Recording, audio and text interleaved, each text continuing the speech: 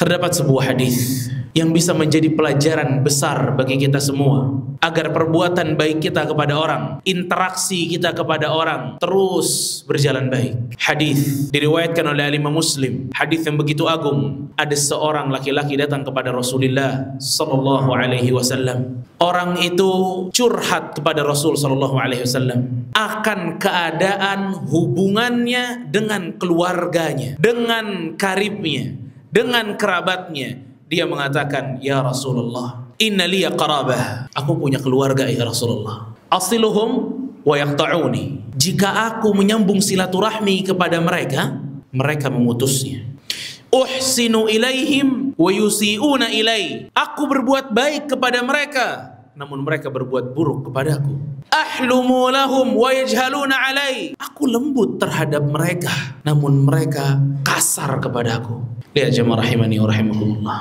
Alangkah keadaan ini menyempitkan hati seseorang, membuat hati kita tidak nyaman. Keluarga, kerabat, kita baik kepada mereka, mereka tidak baik kepada kita. Kita WhatsApp mereka, ingin silaturahmi, namun mereka tidak membalasnya. Kita telepon, namun mereka tidak angkat. Kita datang ke rumahnya, mereka tidak bukakan pintunya. Kita berikan hadiah, mereka tolak. Seluruh upaya kebaikan kita jalankan, namun sedikit pun tidak pernah mendapat balas kebaikan. Inilah keadaan orang itu.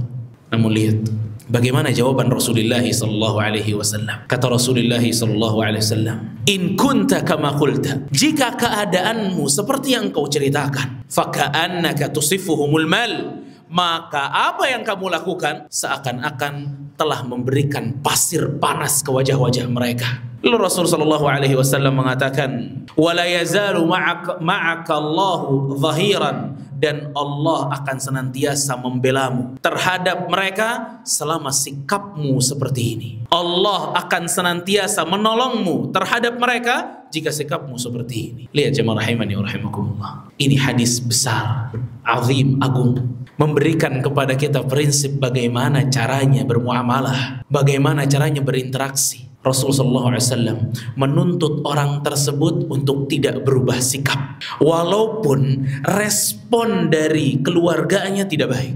Rasul tidak mengatakan kepadanya, "Ya udah kalau begitu cuekin aja, lupakan saja, tidak perlu lagi silaturahmi." Tidak. Tapi justru Rasulullah SAW memotivasi orang tersebut dengan motivasi ukhrawi, bahwa Allah akan memberikan kepadanya pertolongan. Al-Imam Qurtubi mengatakan Allah akan memberikan kepada orang tersebut kesabaran dalam menghadapi keluarganya. Inilah jawaban dari Rasulullah SAW. Yang Rasul inginkan adalah, jika Anda berbuat baik, maka langgengkanlah perbuatan baik. Jika Anda berakhlak baik, teruskanlah akhlak baik. Jangan pernah menunggu bagaimana respon orang tersebut. Jangan pernah menunggu bagaimana timbal balik dari orang tersebut. Terkadang kita, jika berbuat baik akhlak, jika berbuat baik silaturahmi, kita ingin melihat apakah orang yang kita berikan akhlak baik kita baik juga kepada kita atau tidak. Maka jika kita dalam melakukan kebaikan masih fokus kepada respon orang lain, maka akhlak kita tidak akan bertahan. Kebaikan kita tidak akan bertahan. Bayangkan orang ini, asiluhum wa yaqta'uni. Aku menyambung silaturahmi namun mereka memutusnya. Kalau menyambung silaturahmi kepada orang yang baik sama kita bukanlah sebuah tantangan.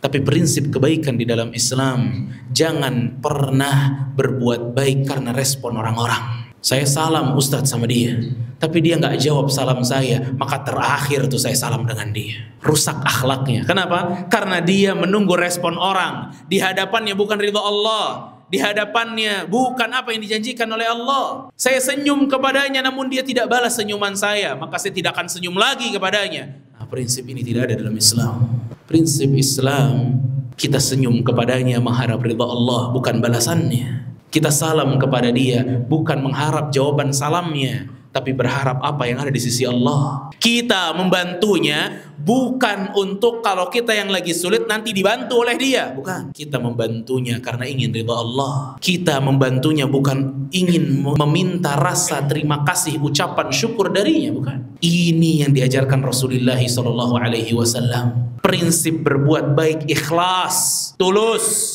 Kenapa Anda meminjamkan uang kepadanya? Agar nanti jika saya yang sulit, dia juga mau meminjamkan uang kepada saya. Ini tidak ikhlas.